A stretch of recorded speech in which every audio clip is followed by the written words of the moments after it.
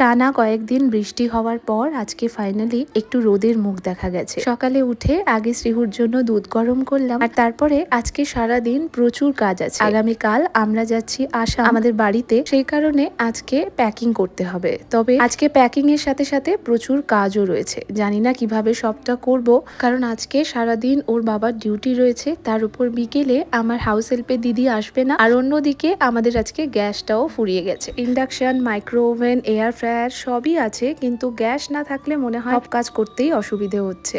গতকাল ওই যে সিটি সেন্টার গিয়েছিলাম, স্মার্ট বাজার থেকে এই গ্লাসের টিফিন বক্স আর সাথে এই দুটো কাপ এনেছিলাম মাত্র 19 টাকা করে। আর ম্যাক্স থেকে এনেছিলাম কুর্তি। আর এই যে শ্রীহুর দুটো জামা দেখাচ্ছি, এগুলো কয়েকদিন আগে যে জুডিও গিয়েছিলাম ওখান থেকে কিনেছিলাম। সাথে আমার এই শর্ট কুর্তাটা আর সাথে এই জিন্সটাও নিয়েছিলাম। কিনে এনে পুরো প্যাকেটটা যে ওভাবে রেখে দিয়েছিলাম, ওটা আর খুলেই দেখা হয়নি।